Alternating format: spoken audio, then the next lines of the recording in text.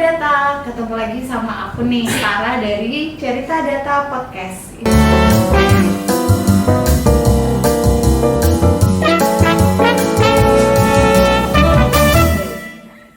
Data Podcast, ini adalah episode pertama kita akan membahas isu-isu seputar data yang ada di BPS nih, Sobat Data.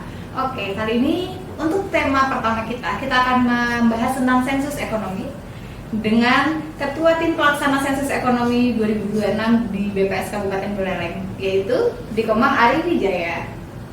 Halo, sapa dulu dong beli penonton ya. Halo Sobat Data, senang sekali berjumpa kembali dalam podcast Cerita Data. Oke, gitu ya Bli. Jadi untuk yang pertama kita mau membahas tentang sensus ekonomi dulu nih Bli. Bli siap? Siap. Oke. Yang pertama tuh katanya tahun depan tuh BPS ada hajatan besar nih, atau disebut kayak katanya sih dengar-dengar sensus ekonomi ya, sesuai dengan baju-baju kita nih teman-teman semua. Nah, boleh jelasin nggak sih sebenarnya sensus ekonomi itu apa sih? Iya. Oke, jadi sensus ekonomi itu adalah suatu kegiatan sensus yang diselenggarakan oleh BPS. Itu kegiatannya setiap 10 tahun sekali. Jadi BPS itu ada 3 sensus yang jadi tugas pokoknya, ada sensus penduduk, ada sensus ekonomi, ada sensus pertanian. Nah, semuanya itu dilaksanakan setiap 10 tahun sekali. Kalau sensus penduduk itu pada tahun yang berakhiran 0. Oke. Kalau Terus? sensus pertanian itu tahun yang berakhiran 3. Kalau sensus ekonomi pada tahun yang berakhiran 6. Nah. Jadi tahun 2026 ini kita akan mengadakan sensus ekonomi, dan ini merupakan sensus yang kelima yang pernah diselenggarakan oleh BPS. Nah, sensus sebelumnya berarti kan dilaksanakan di tahun 2016. Ya, jadi di sensus ekonomi ini kita akan melihat bagaimana sih potret ya struktur perekonomian di Indonesia, khususnya kita di Kabupaten Buleleng. Ya, kita bandingkan nanti dari tahun 2016 ke tahun 2026 ini seperti apa sih potensi perekonomiannya, apakah masih sama seperti 10 tahun yang lalu? Tentunya tidak dong, pasti ada perubahan. Perubahan itu seperti apa ya, itu yang nanti akan kita potret di lapangan. Jadi kita tuh ini adalah memotret bagaimana kondisi ekonomi gitu ya. Nah, itu tuh siapa aja gitu yang akan ditanya-tanya sama petugas itu, siapa aja sih di tahun depan itu nih? Nah, sensus ekonomi ini kan sensus ya. Kalau mungkin ya Sobat Data ya mendengar istilah sensus gitu ya. Jadi sensus itu datang ke rumah-rumah, melakukan pendataan, didatangi satu persatu ya. Nah, kalau kita bicara sensus ekonomi, ini yang akan didatangi adalah seluruh unit pelaku usaha. Entah itu usaha mikro, kecil, menengah, besar, semua didata. Mulai dari mungkin warung-warung kecil, pedagang kaki lima, termasuk sampai ke usaha yang besar, yang skalanya udah ya internasional gitu ya, tuh, yang beroperasi di wilayah Indonesia. Berarti semuanya nih teman-teman bakal didata di tahun 2026. Jadi kalau misalnya teman-teman ngerasa bakal dikunjungin sama petugas kami, jangan ngira kalau petugas kami itu kayak aduh siapa nih penipu atau enggak. Tenang guys, ini memang benar kok Sobat Data bahwa tahun depan kita akan ada sensus ekonomi ya. Boleh tahu nggak Beli sekarang kapan sih didatanya gitu? Iya. Jadi sensus ekonomi 2026 ini ya akan diselenggarakan mulai bulan Mei, Juni, dan Juli. Jadi bulan Mei itu di mana perusahaan-perusahaan yang usaha besar itu akan kita kirimkan email pendataan secara online. Jadi pelaku usaha besar itu akan menerima email untuk mengisi data yang dibutuhkan.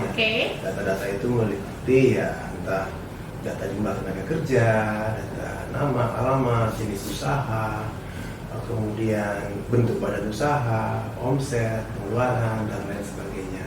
Nah, kemudian di bulan Juni-Juli itu dilakukan sensus secara offline, door to door. Jadi dari satu pelaku usaha ke pelaku usaha yang lainnya. Secara offline itu utamanya kan untuk perusahaan-perusahaan atau usaha yang skalanya menengah ke bawah, itu kan umumnya tidak memiliki alamat email, dan itu kita data secara door to door dari satu usaha ke usaha yang lain. ya kalau sensus ini kan kita mendata seluruh unit ya, Betul. berbeda dengan survei. Survei. Kalau survei itu kan kita mengambil sampel. Nah, kalau sensus seluruh pelaku usaha itu didata, makanya kita laksanakan door to door bulan Juni, Juli. Oke, jadi buat teman-teman yang ngerasa kok aku belum dikirimin email ya di bulan Mei, tunggu ya, mungkin di Juni Juli teman-teman akan didata di rumah-rumah masing-masing atau di tempat usaha teman-teman masing-masing. Nah, akhirnya nih orang-orang udah mau nih di ngasih datanya. Tapi itu kan belakangan ini BPS suka banyak dipertanyakan apakah sih datanya akurat gitu ya, Bri. Nah, bagaimana sebenarnya caranya BPS itu menjamin keakuratan data itu juga?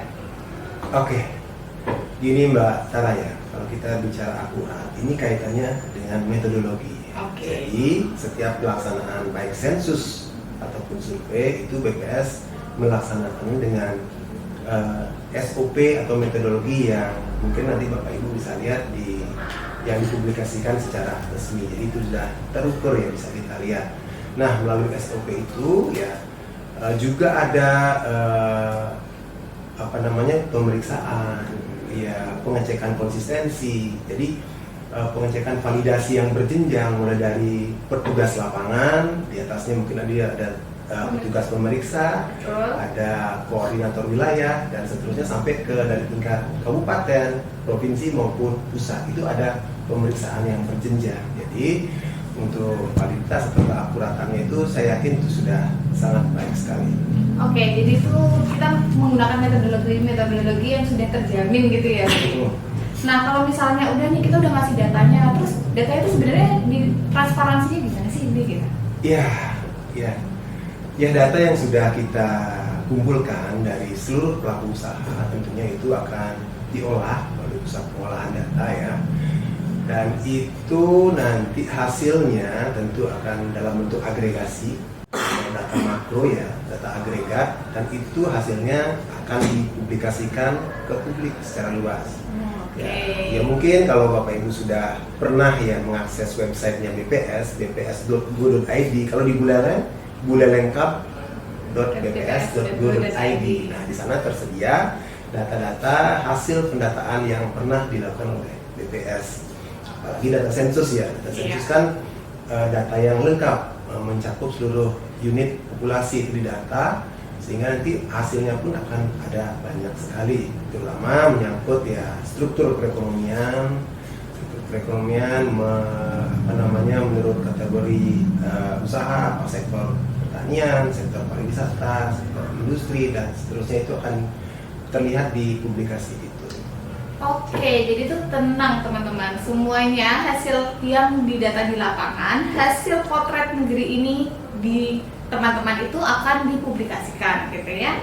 Nah, terus lagi nih Bli, kan orang-orang pada ragu ya sama BPS gitu terkait ini kalau saya kasih datanya nanti bocor nggak ya gitu ya. Nah, gimana sih Bli sebenarnya BPS itu mengantisipasi adanya kebocoran data itu sendiri gitu? Ya, Mbak Tara ya. Data sekarang kan pendataan BPS itu sudah mengoptimalkan atau memanfaatkan teknologi informasi. Jadi pendataan nanti itu dilaksanakan dengan menggunakan sistem CAPI. CAPI, apa itu CAPI? CAPI itu pendataan menggunakan gadget. Oh, gadget. Jadi petugas di lapangan itu. Nah, kalau tadi saya bilang di bulan Mei kan pakai email ya. Betul. Ya, kalau email kan responden mengisi datanya itu langsung di komputer, disubmit, datanya langsung masuk ke server. Nah, kalau yang sistem CAPI, jadi petugas datang door to door dari satu usaha ke usaha yang lain itu mencatat menggunakan dengan CAPI. Jadi di sini datanya diinput, kemudian disubmit, data juga langsung masuk ke server. Jadi datanya itu langsung tersimpan di server BPS pusat. Jadi sudah tidak ada data itu, tidak ada kopiannya lagi dibawa oleh petugas, langsung dibawa ke pusat, itu di server di pusat. Dan data yang masing-masing pelaku usaha itu tidak boleh kami rilis kemanapun gitu ya. Karena kan data itu sifatnya data individu dan kami memang oleh undang-undang tidak boleh menyampaikan data individu kemanapun. Makanya data yang kita hasilkan itu semuanya dalam bentuk statistik yang agregat. Ya, misalkan ya tingkat pertumbuhan ekonomi di suatu wilayah berapa. Tidak menyebutkan tingkat omset perusahaan satu dan perusahaan yang lain. Jadi datanya bersifat agregat. Berarti bedanya sama sensus-sensus sebelumnya kita udah pakai capi ya, Bli. Jadi nggak pakai kertas lagi. Nah, benar. Betul. Jadi nggak usah khawatir nih nanti kuesionernya dikasih ke orang lain gitu. Berarti aman ya sekarang. Ya. Kita kan memang harus ya menyesuaikan dengan kebutuhan ya teknologi ya. Ya dengan adanya teknologi ini kan data ya setelah data didapat dari responden, data itu disubmit, data sudah langsung terupdate di pusat itu ya, di pusat pengolahan. Beda kalau kita menggunakan paper kan harus ya dibawa dulu papernya, disetor dulu ke kantor, di entry lagi di komputer, dan setelah itu prosesnya lebih lama. Prosesnya lebih lama dan adanya kebocoran data mungkin terjadi di situ gitu ya. Nah jadi BPS sudah mengantisipasi nih gimana caranya biar sobat-sobat data semua datanya terlindungi. Yang terakhir dari aku nih Bli, sebenarnya sensus ekonomi itu data sensitif apa sih yang bakal ditanyain di sensus ekonomi, atau sebenarnya nggak ada sih data sensitifnya gitu? Iya, kalau bicara sensitif ini kan relatif ya Mbak. Nah iya. Sensitif itu tergantung situasional dari perusahaan gitu ya. Masing-masing itu ya. Betul. Ya sebenarnya yang akan kita data itu ya datanya sifatnya umum. Ya kalau ini kan tujuannya kita mengukur perekonomian ya, struktur ekonomi. Kalau kita bicara ekonomi, data apa sih yang paling mendasar coba? Data omset mungkin ya. Apakah itu sensitif? Nah, sih menurut saya. Nah itu relatif ya, relatif betul. ya. Ya itu ya mungkin ya variabel-variabel lain yang seperti nama usaha, alamat, badan hukum, jenis usaha, jumlah tenaga kerja, berapa laki perempuan, tenaga kerja asing atau Indonesia, omset, pengeluaran, dan data-data operasional lainnya. Itu yang mungkin nanti perlu disiapkan oleh responden supaya nanti saat wawancara atau mengisi data sensus ekonomi ini jadi lebih mudah dan cepat. Oke, jadi gitu ya. Walaupun ada data-data yang akan kita minta, yang jelas bahwa tadi penjelasan yang di Komang Arya adalah kita tidak akan menyebarkan datanya ke kompetitor, perusahaan juga nggak kita sebarkan gitu ya. Kita cuma rilis angka agregat, tapi sebenarnya data yang kalian kasih ke kita itu akan menentukan arah kebijakan bangsa, bukan sih? Oke, betul ya. Terus sekarang kita masuk segmen berikutnya nih. Kita ada segmen, yaitu segmen tanya-tanya netizen. Oke. Jadi ada netizen yang udah nanya-nanya ternyata di sosial media kita. Boleh disampaikan dari belakang layar apa kira-kira? Oke Kak, ini ada pertanyaan dari @fadli_akbar1442.